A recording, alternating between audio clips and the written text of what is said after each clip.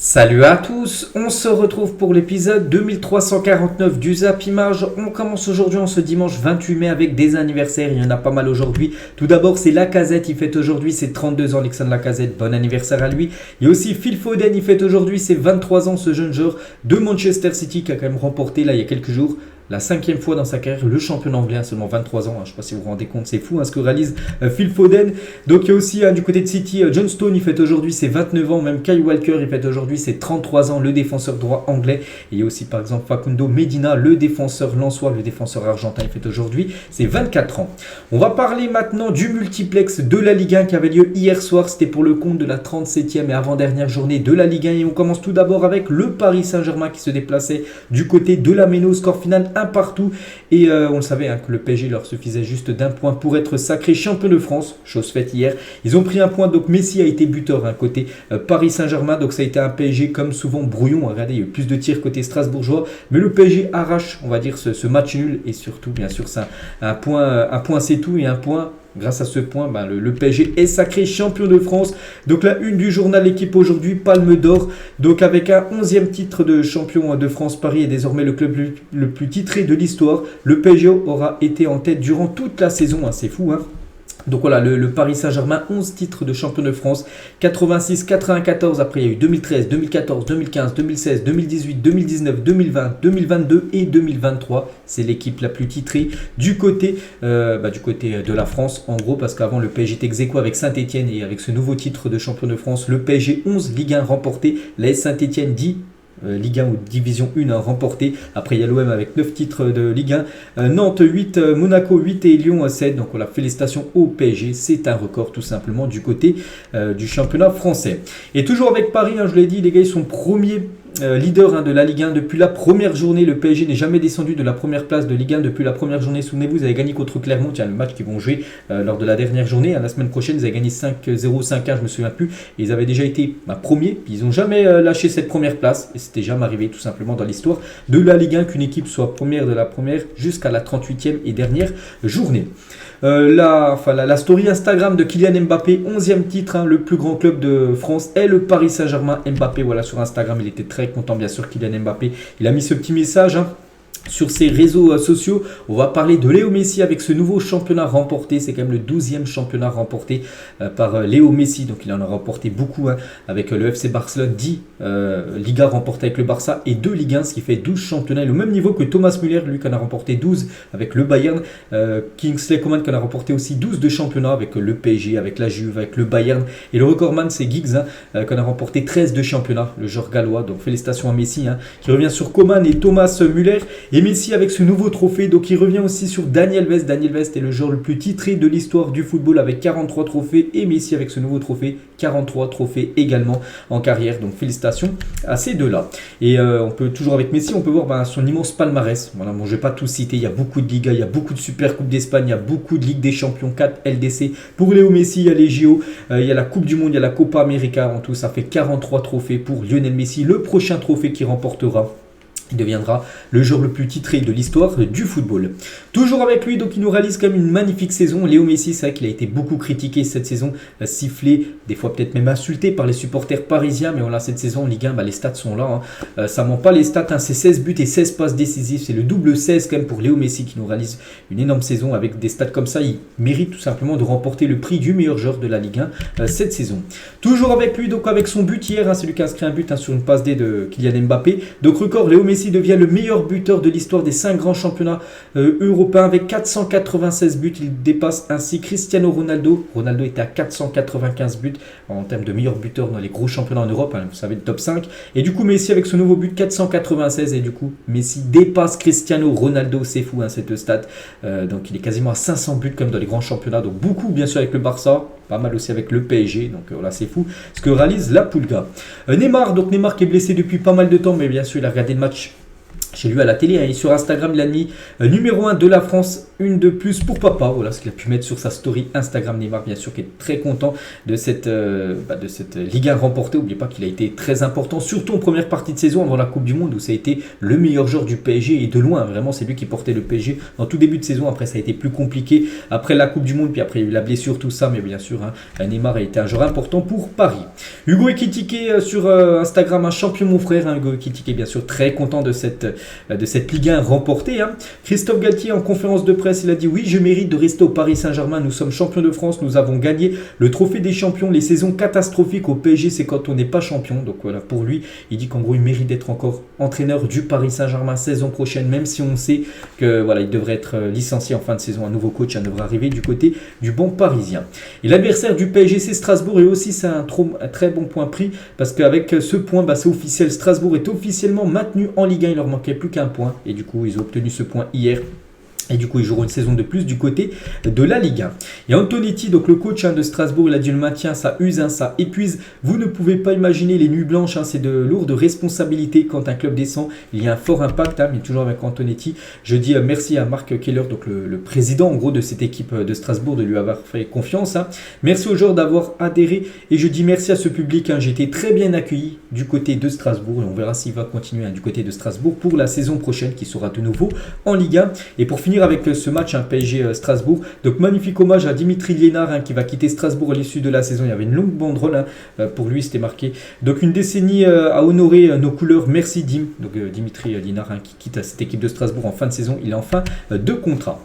On continue avec les autres rencontres, on va parler du dauphin du Paris Saint-Germain, c'est Lens qui joue contre l'AS Ajaccio, et bon il n'y a pas eu match, Lens a été tellement supérieur, regardez 80% de possession de balle, c'est énorme, 12 tirs, 3 tirs cadrés, et ces 3 tirs cadrés ont fini au fond des filets. Donc l'équipe de l'AS Ajaccio, ils n'ont pas tiré une fois, enfin il n'y a pas eu une frappe cadrée pour cette équipe corse qui jouera la saison prochaine en Ligue 2, et surtout côté Lens, donc la tête dans les étoiles, et direction la Ligue des Champions pour le Racing Club de Lens. On le savait avant le match que si Lens gagnait contre l'équipe de l'AS Ajaccio, donc il y avait la deuxième place qui était sûre acquise, et du coup deuxième place synonyme de phase de poule de Ligue des Champions, et du coup c'est chose faite pour les Lensois. Il y avait l'hymne de la Ligue des Champions qui a résonné à Bollaert ce samedi soir à la fin du match. Du côté de Lens, ils ont mis l'hymne de cette Ligue des Champions parce qu'il y aura bien l'hymne de la Ligue des Champions la saison prochaine du côté de Lens. Et Frank Hens, donc le coach de cette équipe de Lens, qui sera certainement élu le meilleur coach de cette saison de Ligue 1, il a dit: je suis très heureux du travail accompli collectivement depuis 3 saisons, je suis très très fier de ce qu'on a réalisé, fier de tout un club, ainsi je suis ému, pas trop. Donc voilà ce qu'il a pu dire, bien sûr, il sera encore entraîneur de Lens saison prochaine. Et Lens, comme à domicile, c'est quand même incroyable, ils ont pris 52 points sur 57 possibles cette saison en Ligue 1, donc 17 victoires, 1 nul, 1 défaite, vu que là c'était leur dernier match à domicile, vu que leur prochain match ça sera du côté de Auxerre, ça sera la semaine prochaine. Voilà, ils ont fait que seulement 1 défaite, 1 nul, sinon ils ont tout gagné à domicile, cette équipe de Lens. Je crois que c'est même eux dans le top 5 européen, avoir les meilleurs stats à domicile, cette équipe de Lens. Toujours avec les Lensois, on va parler de ce joueur, cette révélation. Moi je ne le connaissais pas, je ne vous cache pas, en début de saison, avant qu'il arrive du côté de Lens. C'est Loïs Openda. Maintenant tout le monde qui suit un petit peu la Ligue 1 le connaissent. Donc il a reçu son trophée du genre du mois d'avril en Ligue 1. Le mois dernier il avait reçu ce prix. Et hier il a été buteur sur penalty. Et Openda égale Roger Boli avec 20 buts inscrits sous le maillot lensois une saison de Ligue 1. Donc Roger Boli, c'est une légende du côté de Lens, parce que sur une saison de Ligue 1, je ne sais plus exactement c'était quelle année, donc il avait marqué 20 buts, et Loïs Openda a égalé ce record de Boli, 20 buts. Donc en gros il ne reste plus qu'un match pour Openda. Donc si la semaine prochaine il marque de nouveau un but, peut-être 2, 3, j'en sais rien, donc il deviendra le joueur qui a marqué le plus de buts sur une saison de Ligue 1 du côté de cette équipe de Lens. Et pour finir ce match, les gars, on va juste parler du côté de l'AS Ajaccio. Ils m'ont oublié, Ahmed Touré a été oublié par le quart de l'AS Ajaccio à la fin du match. Donc ils sont partis, mais ils ont oublié un joueur, cette équipe corse. Donc voilà, une petite info concernant cette rencontre. On va parler des 3e de la Ligue 1. C'est l'équipe de l'OM qui jouait au Vélodrome contre l'équipe de Brest. Et grosse surprise, Marseille, comme souvent cette saison. Marseille, c'est l'équipe qui voyage très bien, mais à domicile, peut-être trop de pression pour cette équipe qui perd beaucoup de points. Et du coup défaite 2-1 contre Brest. Il va falloir rectifier ça la saison prochaine, parce que Marseille, c'est pas possible devant un public comme ça, du côté du Vélodrome, de perdre autant de points. S'ils veulent, je sais pas, se qualifier directement pour la Ligue des Champions, viser pourquoi pas un titre de champion de France, il faut prendre beaucoup plus de points à domicile. Igor Tudor, après la défaite de l'OM contre Brest, je suis fier de cette saison. Bien sûr, il est content malgré l'échec hier. Donc, Valentin Rongier, donc lui, pas du tout content. Parce qu'il est énervé de la défaite hier soir. Il a dit les supporters ont mis le feu à la ville. Et nous, on n'a même pas été capable de faire ça. C'est vrai qu'avant-hier, j'avais dit c'était le 30 ans de la Ligue des Champions remportée par l'OM. Il y avait beaucoup de supporters, qui ont craqué des fumigènes. C'était énorme, bien sûr, ce qui s'est passé du côté de Marseille avant-hier. Et hier, Marseille a joué. Et du coup, ils n'ont pas gagné. Et bien sûr, pour Valentin Rongier, le capitaine, il n'a pas du tout accepté ça. Et l'OM a porté un maillot spécial hier, je ne sais pas si vous l'avez vu, enfin pour ceux qui ont regardé le match, vous avez vu que c'était un maillot spécial. En gros, c'était un maillot spécial des 30 ans par rapport à cette victoire en Ligue des Champions qui datait du 26 mai 1993. Regardez aussi les magnifiques tifos qu'il y avait hier du côté de Marseille. Voilà, les tifos étaient en 3D, ils étaient tout simplement sublimes. Comme souvent du côté du Vélodrome. Et on peut voir que les héros de cette Ligue des Champions remportée en 93, donc Deschamps, Basile Boli, il y a du beau monde ce soir au Vélodrome pour fêter les 30 ans de la Ligue des Champions remportée par l'OM. Dommage que l'équipe de l'OM, on peut dire, foiré la fête avec cette défaite 2-1 contre l'équipe de Brest. On va noter, tiens, Sanchez, les gars, Sanchez dans le journal L'équipe aujourd'hui, note de 3. Il est passé complètement à côté de son match, on l'a pas vu, Alexis Sanchez. Et Pierre Lesmelou, lui, il était partout, une note de 8. Pour le joueur brestois. Et pour revenir sur Sanchez, c'est officiel, est élu olympien de la saison à l'OM. Donc il a reçu avant le match hier le prix en gros du meilleur joueur de cette équipe marseillaise pour cette saison 2022-2023. Et du coup Marseille, c'est sûr, est qualifié pour le 3e tour préliminaire de la Ligue des Champions. Donc Paris, Lens qualifié directement pour les phases de poule. Donc Marseille devra jouer tout d'abord un tour préliminaire. Donc c'est match aller, match retour. Et s'il gagne contre cet adversaire, après, ça sera les barrages. Et là aussi, match aller, match retour. En gros, il faut jouer 4 matchs pour que Marseille, enfin, si ça se passe bien pour eux, qu'ils éliminent les 2 adversaires pour accéder tout simplement en phase de poule. Donc, c'est toujours très compliqué parce que le club français, à chaque fois qu'ils jouent comme les barrages, je crois les 7 dernières années, à chaque fois, ils ont échoué lors des barrages. On continue avec Lille contre le FC Nantes. Et c'est Lille qui s'est imposé 2-1 dans un triste match. Parce que Lille vraiment a joué pas super bien joué, même joué très moyennement. Regardez, 2 tirs cadrés, ils ont marqué les 2 buts, en plus 2 buts inscrits sur penalty. Donc voilà, très bonne opération on va dire pour Lille, et pas du tout une bonne opération pour le FC Nantes dans l'optique du maintien. Donc les top et flop, donc Baleba intenable du côté de Lille. Donc Lafont coupable, par exemple sur le deuxième penalty, il met un coup de poing dans la tête d'un joueur de Lille et du coup ça fait deuxième penalty. Donc voilà, c'est que Lafont ces derniers temps, les gars, il est vraiment il est dans une période très compliquée on va dire. Rennes contre l'AS Monaco, donc là c'était un match quasiment pour une place en Europa League saison prochaine et c'est Rennes qui s'est imposé 2-0, donc voilà, donc 12 tirs, 6 tirs cadrés, 2 buts, donc félicitations Rennes. Donc je crois qu'il y a Madjer qui a été buteur et aussi Amine Gouiri. Et en parlant de Gouiri, donc il vient d'atteindre la barre des 15 buts en Ligue 1 cette saison. Ils sont désormais 11 à avoir atteint ce cap, c'est dingue, c'est-à-dire il y a au moins 11 joueurs cette saison qui ont atteint au moins les 15 buts cette saison en Ligue 1. Et bien sûr, c'est quasiment historique du côté de la Ligue 1. Et du côté de Monaco, donc quel flop cette fin de saison pour Monaco dans le top 4. Toute la saison, Monaco était en train de tout perdre. Le club de la Principauté est 6e à l'heure actuelle et pas en Coupe d'Europe. La saison prochaine, c'est qu'à chaque fois, c'était soit 3e, soit 4e tout au long de la saison. Et là, maintenant, ils sont 6e. Et en gros, la 6e place, je crois que tu joues quasiment tu joues rien. Tu joues aucune Coupe d'Europe saison prochaine. Donc voilà, c'est une catastrophe pour l'équipe de Monaco. L'équipe de Lyon contre le Stade de Reims. Donc la grosse victoire des Lyonnais à domicile. Une victoire 3-0. Donc ils ont totalement dominé cette équipe de Reims. On va parler de Barcola en Ligue 1. Donc une première saison quand même réussie pour lui. Et tout ça depuis janvier. Donc 7 buts et 9 passes D. Et sur ces 9 passes D, il en a quand même fait 7 pour Alexandre Lacazette, qui fait son anniversaire aujourd'hui, on en a parlé tout à l'heure. Donc Barcola passe D pour un but de Lacazette et Lacazette il monte son total à 27 buts cette saison. Et les larmes de Jean-Michel Aulas pour son dernier match en tant que président de Lyon, Groupama Stadium, peu importe le club que nous supportons, nous ne pouvons qu'être émus par l'émotion de ce président légendaire. Il était dans le COP des supporters lyonnais hier. Jean-Michel Aulas, bien sûr, il était quasiment en pleurs. Il a dit, vous ne pouvez pas savoir ce que je ressens ce soir devant le plus grand groupe de supporters en France.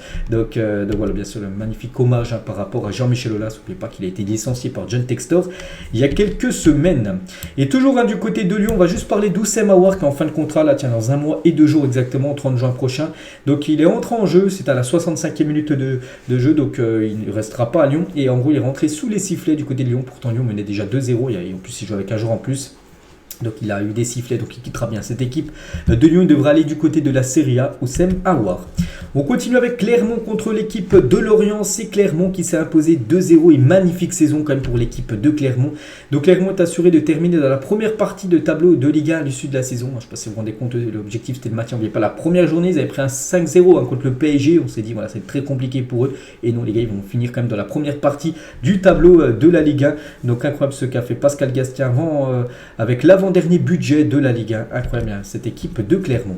L'équipe de Montpellier contre Nice. À Montpellier menait 2-0 et souvent Montpellier mène, ils avaient gagné, souvenez-vous 4-1 le dernier coup contre Lyon, ils avaient perdu 5-4, là ils menaient 2-0 contre l'OGC Nice et c'est Nice qui s'est imposé 3-2, donc flop pour cette équipe de Montpellier. Et pourtant Tedji Savanier en seulement 17 minutes de jeu avait déjà inscrit le doublé, donc là il y avait 2-0, c'était son 12e but de la saison et ça sentait bon pour Montpellier de gagner le match, pas du tout vu qu'ils ont perdu le match 3-2. Toulouse contre la Auxerre, score final 1-1, un point très précieux pour la Auxerre dans l'optique du maintien. Il y avait aussi entre les deux derniers du championnat, non je crois non c'est d'être le 18e contre le 20e parce qu'il y a Ajaccio qui est au milieu. Bref, c'est entre Angers et les Stacks de Troyes, donc deux équipes, on savait déjà qu'elle allait jouer la saison prochaine en Ligue 2 et c'est Angers qui s'est imposé 2-1 dans ce match de mal classé, on peut dire. Donc du coup, tous les résultats de cette 37e avant-dernière journée de Ligue 1, donc j'ai parlé de tous les matchs, un petit coup d'œil bien sûr au classement. Donc le PSG sûr d'être champion à 85 points, Lens sûr d'être deuxième 81 points, Marseille sûr d'être troisième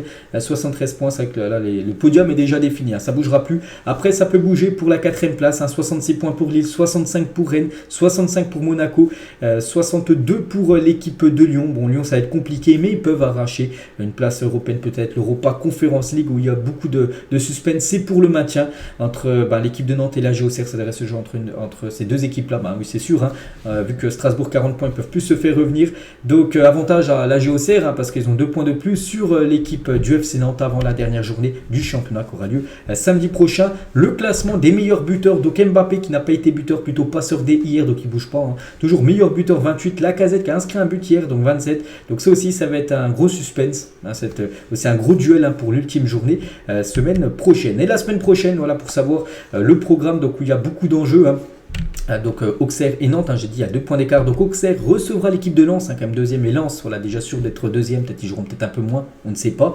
Donc voilà, Auxerre devra absolument s'imposer pour être sûr de rester en Ligue 1. L'équipe de Nantes recevront Angers, c'est le derby, on ne dit pas, il y a seulement 50 km d'écart entre les deux villes, donc voilà Angers qui est sûr de descendre, ils aimeraient bien aussi emmener le rival nantais aussi en descente en Ligue 2, donc voilà, prochain match. Donc, concernant le PSG, ils recevront l'équipe de Clermont, sera la dernière au Parc des Princes, l'équipe de Marseille ira du côté de l'AS Ajaccio, Lyon ira défier l'équipe de Nice, grosse rencontre pour les Lyonnais, où Monaco recevra l'équipe de Toulouse.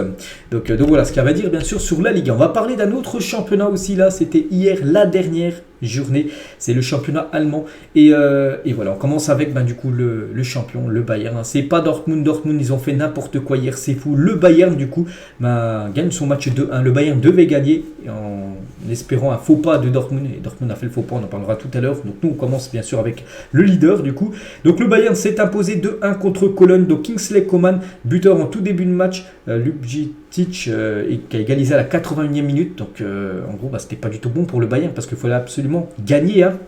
Et du coup Musiala la 89e minute de jeu, donc Musiala le sauveur parce que c'est un but en gros qui permet tout simplement à l'équipe du Bayern Munich de remporter le championnat.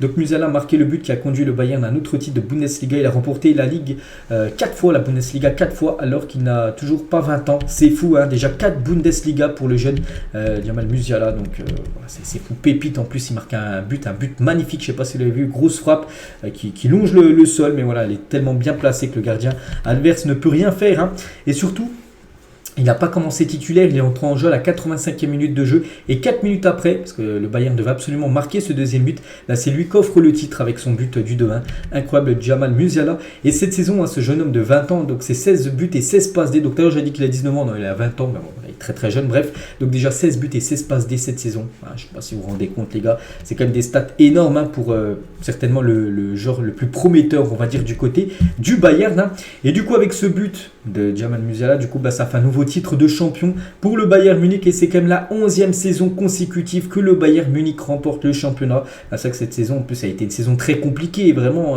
le Bayern a beaucoup galéré, mais à la fin du compte, c'est encore eux qui remportent le championnat. Incroyable, la 11e année d'affilée, c'est fou ce que réalise quand même le Bayern Munich. C'était jamais arrivé dans l'histoire, bien sûr, qu'une équipe remporte autant de championnats d'affilée. Et en tout, c'est leur 33e trophée de Bundesliga, dont 11 d'affilée. Donc voilà, la joie, bien sûr, du Bayern après ce nouveau titre de champion. Donc les clubs les plus titrés, on va dire, du côté de la Bundesliga. Donc le Bayern 33, puis après, il faut aller chercher Nuremberg qu'on a 9, Dortmund qu'on a 8, dommage, j'étais à 2 doigts de remporter ce 9e hier, Schalke 7 et Hambourg 6. Donc voilà, la domination totale du Bayern du côté du championnat allemand. On va parler d'Eric Choupo-Moting depuis qu'il a quitté Stoke City en 2018. Après la relégation du club, il est arrivé souvenez-vous au PSG, où il a remporté 2 fois le championnat français d'affilée. Et là, ça fait 2 ans qu'il est du côté du Bayern et 2 Bundesliga remportés. Donc voilà, il vient de remporter quand même 4 championnats d'affilée. Choupo-Moting. On va parler de Thomas Müller qu'on a remporté 12 lui de Bundesliga. Tout à l'heure j'ai montré avec Messi, avec Coman qu'on avait 12 aussi. Il y a seulement Giggs qu'on a 13, c'est avec lui il en a remporté 12 et c'est un record parce qu'il en a remporté 12 seulement en Bundesliga et jamais un joueur avait remporté autant de championnats allemands que Thomas Müller. On va parler de Kingsley Coman lui aussi, c'est 12 trophées de champion en 12 saisons à chaque fois depuis qu'il est footballeur professionnel. À chaque fois il a gagné le championnat où il a évolué, que ce soit du côté de Paris avec la Ligue 1, que ce soit du côté de la Serie A. Il a même fait un coup 2016 Serie A plus Bundesliga parce qu'en 2016, il y a la première partie de saison jusqu'à janvier, il jouait avec la Juve. Après, il avait été transféré du côté du Bayern pour jouer de janvier jusqu'à juin. Et du coup, il avait remporté 2 championnats. Puis après, il remporte à chaque fois les championnats. C'est fou quand même ce que réalise à 26 ans, 12 fois le championnat remporté. C'est fou. Le palmarès de Kingsley Coman. Et là, si on rajoute tous ces trophées en plus, on rajoute, je sais pas, la Coupe allemande, la Super Coupe d'Europe, la Coupe du Monde des clubs ou même la Ligue des champions qu'il a remporté il y a 3 ans avec le Bayern. Il avait même été buteur en finale. C'est 27 trophées à seulement 26 ans pour Kingsley Coman. Sadio Mané aussi avec le trophée de la Bundesliga. Félicitations à Sadio Mané. Maintenant, après son arrivée, il est déjà vainqueur de cette coupe allemande. Lui aussi, on peut le féliciter. Et Cancelo, il a fait un peu la même chose là que avait fait Kingsley Coman en 2016 avec la Serie A, la Bundesliga. Donc lui, il l'a fait avec son équipe du Bayern. Il a gagné bien sûr le championnat allemand et il a aussi gagné le championnat anglais. Donc la première partie de saison, vu qu'il a joué au moins 1 minute avec Manchester City lors de la première partie de saison, donc du coup il remporte la Bundesliga et la Premier League cette saison. Cancelo. On va parler de Thomas Tuchel, est champion d'Allemagne pour la première fois de sa carrière. C'est vrai qu'il a souvent échoué avec Dortmund à l'époque, 2e place, tout ça. Et là c'est la première fois qu'il remporte la Bundesliga, on le félicite. Thomas Tuchel, même si bien sûr depuis son arrivée on sait que c'est très moyen, faut pas oublier lui les gars, un titre que le Bayern doit en partie à Nagelsmann, lui aussi bien sûr titré, parce que c'est lui qui a entraîné beaucoup le Bayern cette saison, et c'est vrai qu'il est arrivé là il y a à peu près 1 mois et demi, on va dire Thomas Tuchel, mais ça a été très moyen bien sûr, n'oubliez pas que tout le taf a été fait bien sûr par Nagelsmann qui a été viré comme un malpropre il y a quelques semaines. Bref, on va parler cette fois-ci de Dortmund. Dortmund c'est fou, ils jouent chez eux, ils jouaient contre une équipe qui avait gagné seulement un match sur leurs 5 derniers matchs, donc voilà. En plus, ils gagnaient, ils remportaient le championnat après 11 années sans remporter le championnat. Et en gros, ils ont floppé totalement. Cette équipe de Dortmund, ça me fait penser à Arsenal pour cette fin de saison. Ça me fait penser à, Tottenham qui galère à gagner des titres. C'est la même chose du côté du BVB. Donc voilà le scénario. Donc ils perdaient déjà 2-0 en début de match. Enfin, un début de match catastrophique. Ils prennent un but à la 15e minute. À l'heure juste après, 4 minutes après, penalty. Et il rate son penalty, du coup, toujours à 0. Puis après, 2-0 pour Mayence. Bon, après, ils ont réussi à revenir à 2 partout, mais le deuxième but par Niklas Süle a été inscrit à la 96e minute de jeu. Il restait plus de temps après. Donc voilà, du coup, score final 2 partout. Il est arrivé en 2012. Marco Reus n'a jamais remporté la Bundesliga avec ce nouveau titre de vice-champion d'Allemagne, c'est-à-dire terminé 2e. C'est quand même la 7e fois dans sa carrière qu'il termine 2e du championnat allemand, Marco Reus. C'est très compliqué. Il aurait tant mérité d'être sacré champion d'Allemagne. C'est vrai que Dortmund méritait certainement cette saison, surtout que le Bayern c'était pas un grand Bayern cette saison. Et du coup, Dortmund flop lors de l'ultime match devant son public, tout ça. Donc, bien sûr, la détresse totale de Marco Reus, qui aura, comme j'ai dit, été beaucoup vice-champion. C'est peut-être un joueur maudit, même pour la Coupe du Monde 2014 là, avec l'Allemagne, où il est blessé pour cette Coupe du Monde, alors qu'il aurait été bien sûr présent. Enfin, pas blessé, il aurait joué cette Coupe du Monde, en plus remportée par la Mannschaft. Souvenez-vous, c'était au Brésil. Donc voilà, quel joueur maudit à Marco Rose, on lui envoie beaucoup de force. Hein. On va parler de Bellingham pour sa dernière, parce qu'on sait que Bellingham va quitter l'équipe de Dortmund, j'en ai parlé hier, hein. La semaine prochaine, là, peut-être demain, après-demain, mercredi, j'en sais rien, ça sera officiel, hein, son arrivée du côté du Real Madrid. Et regardez ça, la dernière image qu'on va retenir de lui, hein, du côté de Dortmund, bah, c'est Bellingham en pleurs. Hein. Regardez, le caméraman est en train de le filmer, il a mis sa main parce qu'il est tellement déçu, dégoûté. Bellingham, hein, réconforté bien sûr par le coach, hein, de cette équipe du BVB. Et malgré le titre perdu, le mur jaune de Dortmund reste plein à craquer et continue de chanter à la fin du match. Hein. Donc il savait voilà, que le titre, hein, leur échouait lors de l'ultime journée. Et pourtant tous les supporters, enfin beaucoup de supporters du côté de Dortmund sont restés dans les tribunes pour chanter. Voilà, on peut voir les joueurs qui étaient dépités, mais les supporters ont continué à chanter. Ils auraient pu bien sûr se barrer, siffler l'équipe, hein, pas du tout. Il ne se passe pas ça les gars du côté de Dortmund. Hein. Et c'est vrai quand on repense à ce match, hein, pour Dortmund, chaque match compte dans une saison. C'est peut-être des points bêtement perdus. Regardez les gars, ce Dortmund Werder, c'était le 20 août dernier. C'était pour le compte de la peut-être 3 ou 4e journée de Bundesliga. Et Dortmund menait 2-0 jusqu'à la 88e minute de jeu. Ils avaient pris un 2-1. Enfin les autres étaient venus à 2-1 à 89e. Égalisation 93e, ils avaient perdu à la 95e minute de jeu. Et voilà, par exemple, ces points-là perdus en tout début de saison, des points bêtement perdus, ben voilà, ça coûte à la fin de la saison un titre de champion d'Allemagne, hein, pour Dortmund. Hein. Et l'équipe de Mayence, les gars, Mayence quand même jouait rien du tout, hein, hier. Ils sont quand même venus faire 2-2. Hein, c'est fou, hein, parce que le Bayern, les gars, ils n'avaient pas leur destin entre leurs mains. Il fallait que bien sûr Dortmund se fasse accrocher. Et Mayence a quand même accroché cette équipe de Dortmund. Donc sur le Twitter, hein, de Dortmund, hein, officiel, c'est marqué avant que tous les fans du Bayern viennent ici pour les remercier. Hein, parce que le Bayern, il y a des fans qui sont venus remercier Mayence parce que vu qu'ils ont accroché Dortmund, nous n'avons pas fait ça pour vous. Hein, voilà ce qu'il a dit, hein, ils ont mis les choses au clair, ils ont joué leur match, hein, ils n'ont pas fait pour que le Bayern bien sûr soit champion, ils ont joué leur match, puis ils ont réussi à accrocher l'équipe du BVB, hein, pour cette ultime journée du côté de la Bundesliga. Du coup, tous les autres résultats, on peut voir la victoire de Leipzig, hein, 4-2 contre Schalke 04 avec un nouveau but de Christopher Nkunku. La victoire de Union Berlin 1-0 contre le Werder. Francfort qui s'est imposé 2-1 contre Freiburg avec un nouveau but de Kolo Muani. Leverkusen a pris 3-0 du côté de Bochum. Hertha Berlin a gagné 2-1 du côté de Wolfsburg. Gladbach s'est imposé 2-0 contre Augsbourg. Et Stuttgart a fait 1-1 contre Hoffenheim. Un petit coup d'œil au classement final, meilleur buteur. Donc du coup, c'est Völker et Nkunku, les deux sont les deux meilleurs buteurs de cette Bundesliga. C'est qu'avec les départs la saison dernière de Lewandowski et Haaland, hein, qui étaient à plus de 30 buts la saison dernière, regardez, là ils ont quand même marqué la moitié de buts inscrits par Haaland ou Lewandowski saison dernière. Donc là, les deux meilleurs buteurs cette saison. Et félicitations quand même à Nkunku, les gars. Donc avec ce trophée là, vous vous demandez c'est quoi? En gros, c'est le trophée du meilleur buteur du côté de l'Allemagne. Donc lui, l'a remporté aussi Völker. Hein, ils ont remporté les deux le même trophée, vu que les deux finissent bien sûr en tête par rapport à ce classement des meilleurs buteurs. N'oubliez pas que Nkunku a quand même raté 9 des 34 matchs cette saison du côté de la Bundesliga, vu qu'il a été longtemps blessé. Et malgré ça, il finit quand même meilleur, enfin co-meilleur buteur, hein, de cette saison de Bundesliga. Félicitations à Nkunku. Du coup, le classement final de cette Bundesliga, donc du coup, le Bayern a même nombre de points que Dortmund, mais c'est là c'est ce qui se joue, c'est la différence de but. Voilà, plus 54 pour le Bayern, plus 39 pour Dortmund.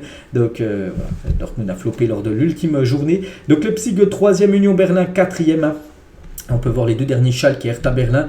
Donc voilà, concernant ce classement. Donc les qualifiés en Ligue des Champions, Bayern, Dortmund, Leipzig, Union Berlin. Et concernant Union Berlin, donc joueront en Ligue des Champions pour la première fois de son histoire. Hein, vu qu'ils finissent à la 4e position. Ils sont qualifiés en LDC. Ils n'ont été promus en Bundesliga qu'en 2019. En 2018-2019, ils jouaient en Bundesliga 2, hein, donc 2e division. Et là, quasiment 4 ans après, ils vont jouer la Ligue des Champions. C'est fou, hein, pour cette équipe de Union Berlin. Donc qualifiés en Europa League, c'est l'équipe de Fribourg. Et qualification en barrage de Conference League, c'est Leverkusen. Barragiste, ça sera Stuttgart, hein, qui va jouer contre le 3e de la Bundesliga 2, hein, pour soit rester ou soit monter, hein, tout dépend. Et les relégués Schalke et le Hertha, donc Schalke qui est un promu cette saison, sont montés là cette saison, ils redescendent déjà, et le Hertha descend la saison prochaine du côté de la Bundesliga 2. On continue rapidement avec les autres matchs qui se sont déroulés hier. Donc du côté de l'Espagne, un match à parler vu que c'est le seul match, hein. Séville contre le Real, et c'est le Real Madrid qui s'est imposé 2-1. Rodrigo doublé côté Real Madrid, hein, qui conforte sa deuxième place, hein, bien sûr au classement, et Rodrigo 18 buts et 11 passes D. Donc cette saison, comme Vini, lui aussi encore passe un cap, une magnifique saison pour Rodrigo. Le programme aujourd'hui, parce qu'aujourd'hui tous les autres matchs, hein, pour cette avant-dernière journée du côté de la Liga. Donc le Barça leader, hein, voilà, contre Mallorca, ça sera à 19h. De toute façon, tous les autres matchs sont à 19h. Je ne sais pas pourquoi il s'est joué hier à 19h, pourquoi ce Real Madrid-Séville ne s'est pas joué en même temps que tous les autres matchs. Bref, donc je ne sais pas, tiens, l'Atlético contre la Real Sociedad, un gros match. Le 3e contre la 4e. Gérone contre le Betis Séville. Donc voilà, tout le programme foot, on va dire, du côté de la Liga. Du côté de l'Italie, il y avait aussi quelques matchs hier. La Fiorentina contre l'AS Roma. Et c'est la Fiorentina qui s'est imposée 2-1. Jovic connaît les deux buteurs en toute fin de match. 85-88e minute pourtant. L'AS Roma menait jusqu'à la 84e minute de jeu grâce à El Shaarawy. Mais ils se sont effondrés en fin de match. La Fiorentina a battu l'AS Roma pour mettre fin à ses espoirs de se classer parmi les 4 premiers pour jouer la future LDC. Donc pour jouer la future Ligue des Champions pour l'AS Roma, maintenant il n'y a plus qu'un moyen. C'est plus par rapport au championnat, c'est par rapport à l'Europa League. Il joue la finale contre Séville. N'oubliez pas que le vainqueur de l'Europa League est qualifié pour la Ligue des Champions. Donc ça sera soit l'AS Roma qui sera 6e du classement, ou soit Séville qui est 10e du classement de Liga, bien sûr. Donc voilà, bien sûr. Si Mourinho veut jouer la LDC saison prochaine avec Roma, l'AS Roma il devra gagner l'Europa League. L'Inter contre l'Atalanta Bergame. L'Inter s'est imposé 3-2. Donc à noter, au bout de 3 minutes de jeu, il y avait déjà 2-0 pour l'Inter Milan. Lukaku première et Barella à la 3e minute de jeu. Et à la fin du match, ça fait une victoire 3-2 pour l'Inter Milan. Du coup, c'est tous les autres résultats. La victoire 4-0 du Torino. Du côté de la Spezia, la victoire de Salernitana 3-2. Du côté de Udinese, le gros programme aujourd'hui avec ce gros Juventus Turin AC Milan ce soir à 20h45. On en reparlera bien sûr demain. Il y a aussi journée foot du côté de la Première Ligue aujourd'hui. En ce 28 mai, c'est la dernière et la 38e journée du côté du championnat anglais. Donc tous les matchs auront lieu à 17h30 cet après-midi. City contre Brentford, c'est à 17h30. Arsenal contre Wolverhampton, bon c'est à chaque fois les mêmes horaires. Manchester United contre Fulham. Chelsea Newcastle. Il y aura aussi Leicester contre West Ham. Là c'est des matchs très importants pour le maintien, où Liverpool ira défier l'équipe de Southampton cet après-midi. Et toujours du côté de l'Angleterre, on va finir sur ça les gars, avec les playoffs, vous savez, les playoffs de la Championship pour monter en Première Ligue. Et du coup, c'est entre Coventry et Luton. Et du coup, c'est Luton les gars qui s'impose. Il y a eu un partout, ça allait jusqu'au tir au but. Et Luton 6-5 se sont imposés au tir au but. Et du coup, Luton Town est promu en Première Ligue. Cette petite équipe les gars en 2014, donc il y a 9 ans, ils jouaient en Ligue 3. Donc c'était promu en Ligue 2, après promu en Ligue 1, ensuite en Championship et promu en Première Ligue. En gros, ça fait 5 ans qu'ils montent. Sur les 9 dernières années, ils ont monté 5 fois et du coup, ils vont jouer en Première Ligue la saison prochaine. Donc, ils avaient déjà joué en Première Ligue il y a pas mal d'années, c'était en 92, donc il y a pas mal de temps. Donc voilà, c'est une toute petite équipe, montera la saison prochaine, enfin c'est sûr, on monte la saison prochaine. Et ce qui est particulier avec cette équipe, c'est qu'ils ont un stade tout petit. Donc, Luton devra dépenser environ 10 millions de dollars pour ramener son domicile, son stade aux normes de la Première Ligue. Il a une capacité de seulement 10 356 places, ce tout petit stade du côté de Luton. Regardez les gars, les bancs, c'est des bancs, je ne sais même pas s'ils sont accrochés, on dirait des bancs scolaires. C'est les photos du stade, comme de Luton. Ils vont devoir faire des travaux pour améliorer ça, parce que sinon ils ne peuvent pas jouer dans ce stade la saison prochaine en Première Ligue. Donc voilà.